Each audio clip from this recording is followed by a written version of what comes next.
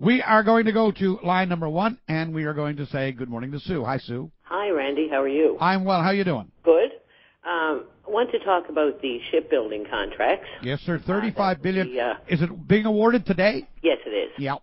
Well, 2 of them, actually. Yep. And both have to go to different groups. They're not allowed to be awarded to the same group. Right. I'd like to go back a bit. Remember Kiewit?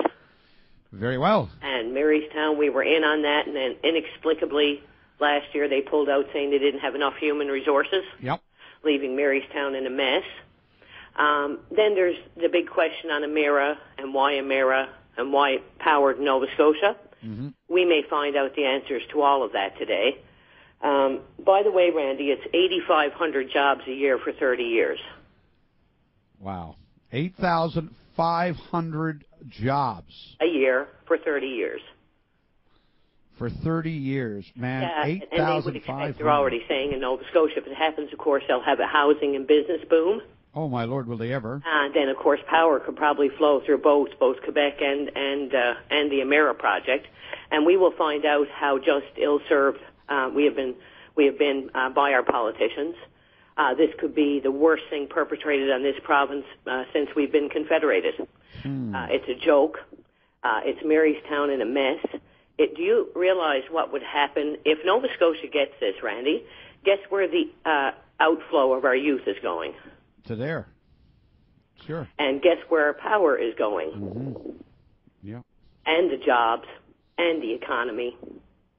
Well, if politicians sat back and did nothing. Well, if our demand for energy, which is what we're being told is the case, if our demand for energy is going to rise, and they point to the building boom we've experienced, not in business, but in residential building boom. Mm-hmm.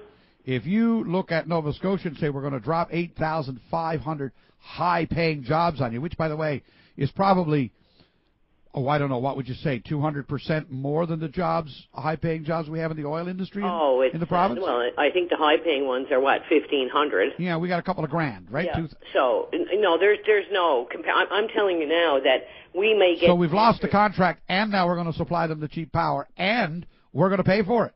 Yeah, there's... I'll tell you this, Randy, because as you pointed out yesterday, you're not a conspiracy theorist. Not much, no.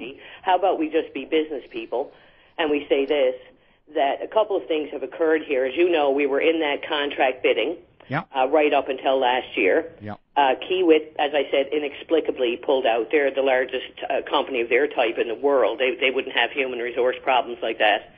They found their way, no doubt, to subcontract in one of the winning bids over there. But if this happens today, if this goes down this way, and Nova Scotia is getting this, and they're taking power from Labrador to charge that industry base up in Nova Scotia, this is going to be, as I said, the worst thing perpetrated, the worst failure of our government, the worst. And what's most amazing, do you remember there a couple of months ago they said the announcement of the bid is going to be delayed? Right. Yes, delayed till just after our election. We're not going to open the House of Assembly, right?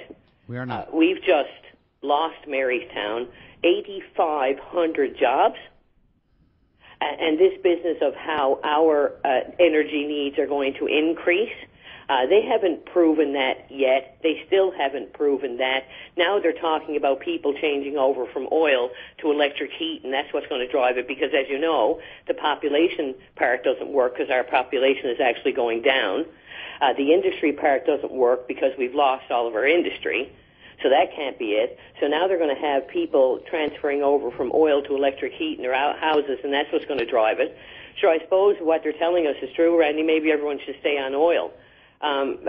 This is absolute nonsense. This is Kathy Dunderdale, Danny Williams, Tom Marshall. They can all come out now. They can all explain this mess. If this goes to Nova Scotia today, we will once again be using Labrador to generate and power industry for another province, generate and power the future for a whole other generation, actually 30 years. Don't you find that the time frame interesting? 35 years of power, 30 years for the contracts. Isn't that all very interesting? Pulling out when it pulled out. I got to stop you there because I'm at 9:59. I'm overtime. I got to run the news. Yep. Thank you for at least you've planted these seeds. Now we've got to mull them over. Thanks for this. Thank you. Take care. Bye bye. Boy, those are some very pertinent questions that Sue is posing, right? Some very pertinent questions. And won't it be ironic if the power that they use in Nova Scotia that we deliver through Muskrat Falls is used to fuel their massive expansion in their shipbuilding industry? How ironic.